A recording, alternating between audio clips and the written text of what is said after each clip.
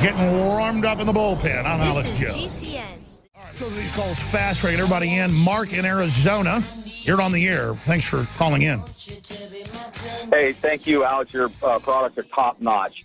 I'm so glad you guys are touching on Soros. I mean, even on the Wikipedia page, I forced myself to watch 7 hours of his Open Borders lectures. We just stood at a podium and just lectured on and on and on about how democracy has to be tested and no government is viable and it needs to just be run by one person. I mean, that's all I got. Oh, my God. Exactly. The Davos Forum is like Bilderberg in public now. The most outrageous, evil stuff. We need 100 trillion every decade in the first 10 years, and then 200 trillion the next, given to private interests who know how to run things best. It's like he wants 100 trillion taxpayer money. I mean, what a pig. I know, Imagine how entitled he feels, though. He was a Nazi collaborator when he was 14, 15, 16, ferreting and rounding up thousands of people to their deaths. And now he runs everything and just gets away with it and has all these fawning leftists worshiping him. Yeah, disgusting. And now with this pedophile stuff that's coming out, you know, I mean, at every corner. I grew up in Hollywood, and, I mean, that was the underlying joke. You know, I had best friends that were actors, and, you know, all of a sudden they were gone, you know, from one day to the next. And so I just can't, I'm sickened by what's going on. Mark, God bless you. Thanks for the call. Great point. Let's go ahead and talk to, who's been holding the longest here? Tom in Canada, thank you for holding her on the air. Then Bobby. Hey, Alex. Welcome. Hey, what an honor. Can I join you in a war cry to start this off? Bobby, I think that's something you need to do.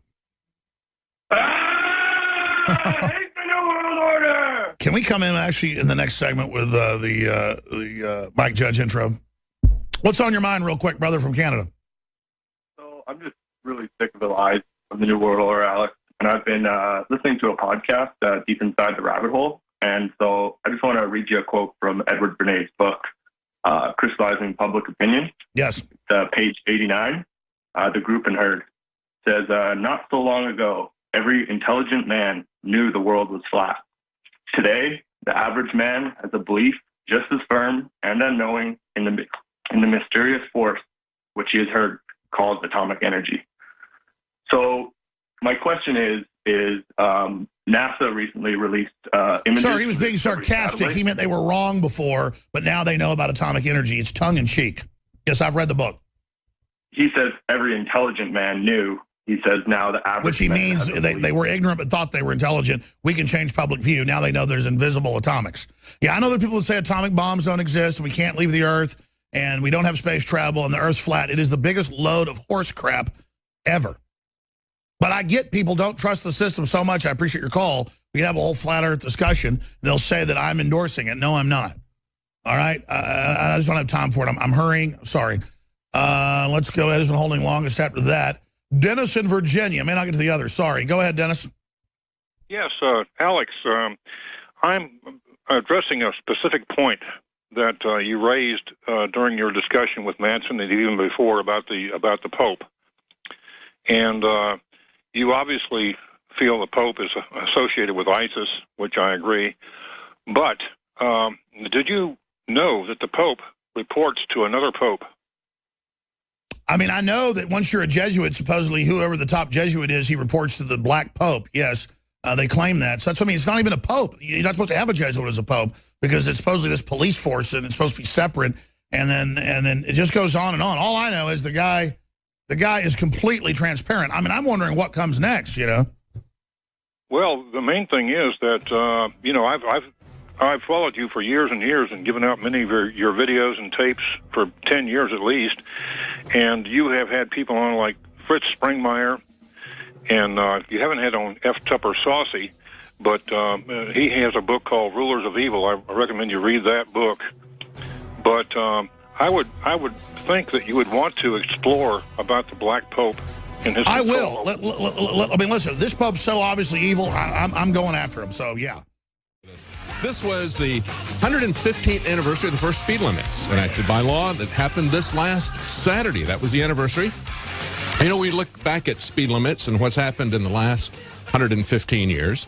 We've seen them used by the federal government as an instrument of control.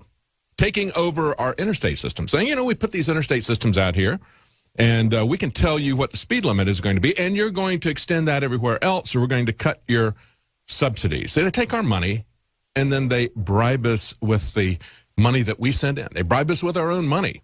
We're going to be talking in this hour, at the bottom of the hour, we're going to be talking to an author, Matt McKinley, who's written a book of fiction called Texas Shrugged. You know, kind of like Atlas Shrugged. We're going to talk about the ideas of Texas leaving the Union. You know, we talked about the Britain exit, Britain leaving the EU. We gave 8 reasons that were put out there by the London mayor, Boris Johnson, as to why Britain would be better off outside of the EU. And every one of those reasons are reasons that any state, but especially Texas pretty much, there's some states that get a lot of money from the federal government in terms of subsidies like South Carolina, but Texas is not one of those. And we'd be better off even if it made us poor. It wouldn't make us poor, but we would be far better off because we wouldn't have the government manipulating us like they do. And of course, what we see happening in the bathrooms today with Obama, the Department of Education saying they're going to withdraw some grant money from all the different states if we don't implement their bathroom regulations. This is a problem that did not exist. This is a problem that they're creating, a problem that they're using as an instrument of social control, saying that if you don't let boys into the girls' bathrooms and showers, then we're going to take away the lunch money for the poor children. That's what we see from the federal government. That's what we've seen on the highways. And let me tell you something. If you want to cripple a country, you control their transportation.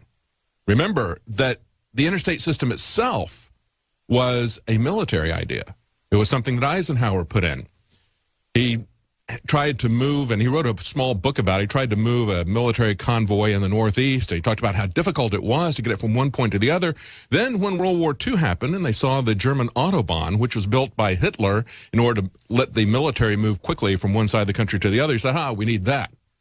So it was fundamentally a military operation. And controlling transportation is fundamentally a military idea. If you're going to take over a country, take over a population, and control them, what are you going to do? You're going to shut down their transportation. So we see a story like this, the passing of the horse. This was on Road and Track this last weekend, talking about the 115th anniversary. And if you think that it's only speed limits, look at some of the things that were proposed in the early years of the horseless carriage. They say in 1894, Vermont implemented their imitation of Great Britain's Red Flag Act, where all motor carriages required a little man, I guess it had to be a little man, a little man to walk in front, waving a red flag to ensure that madness and mayhem would never befall bystanders.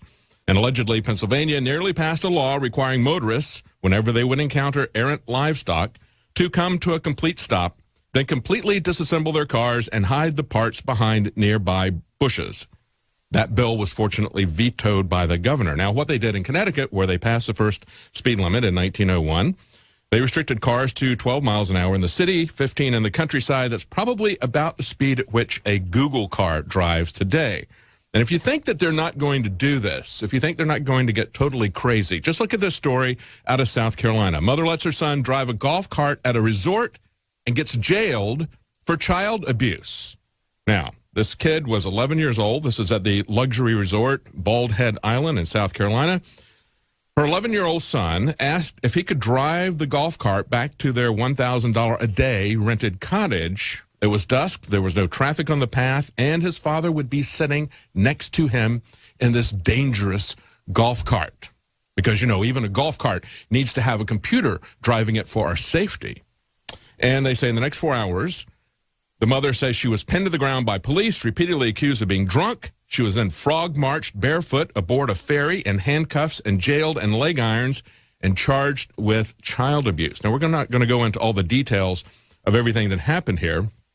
Interestingly enough, they say on this island where they have replaced cars with golf carts, you have to be 16, you have to have a valid driver's license to drive a golf cart on Bald Head Island. They say there's been fatal accidents there from people who fell out of carts. Really? You know, I just look at that and it's like, give me a break.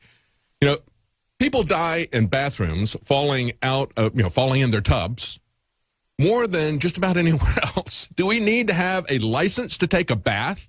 Do we need bathroom inspectors? Do we need permission? Is it child abuse to bathe your child in a bathtub? Because, people die in the bathrooms. And so I guess we need to have Big Brother, Big Nanny State in there. This is the insanity. And when I looked at this, I remember my dad telling me that he was driving cars when he was 8 years old.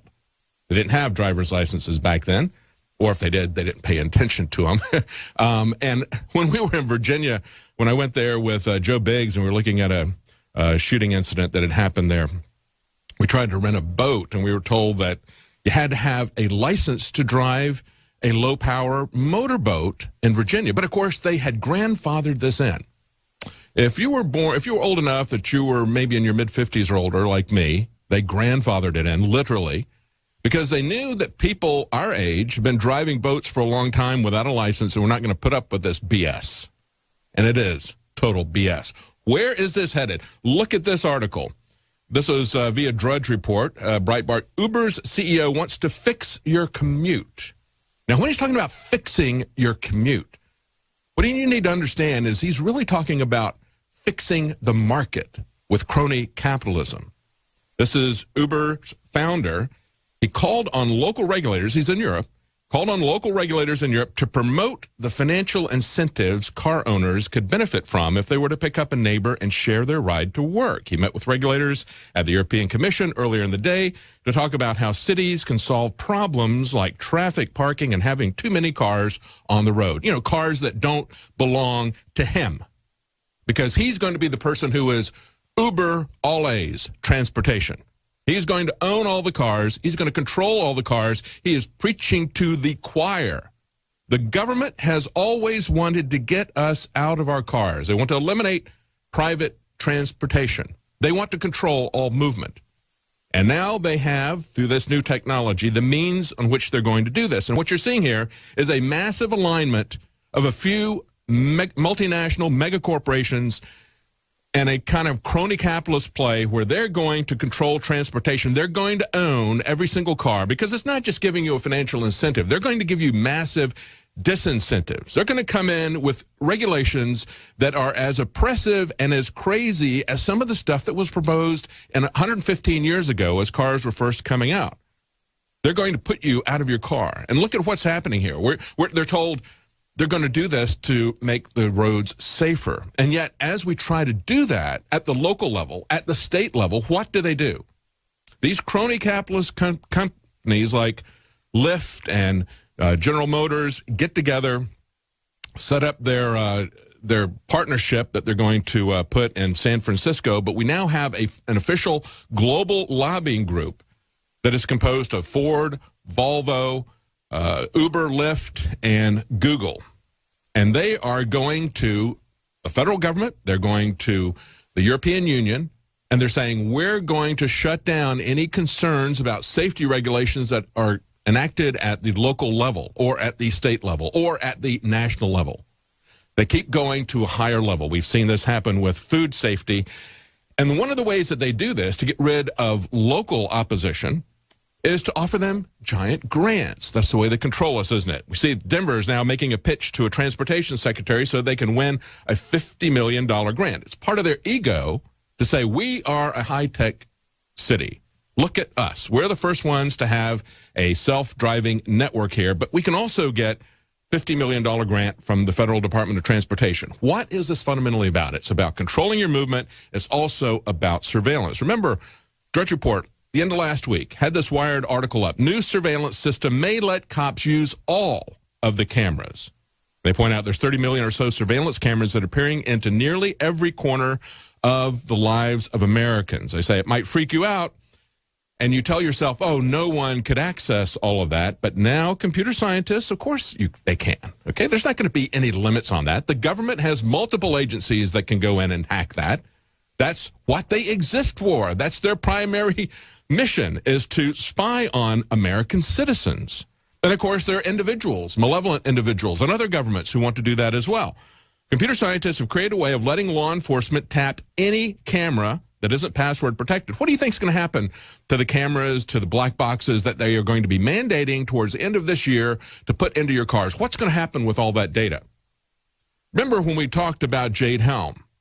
The issue was mastering the human domain. Now, everybody got excited about whether or not there were going to be troops on the ground. But we talked about what was really fundamentally at issue here. Geospatial intelligence. That is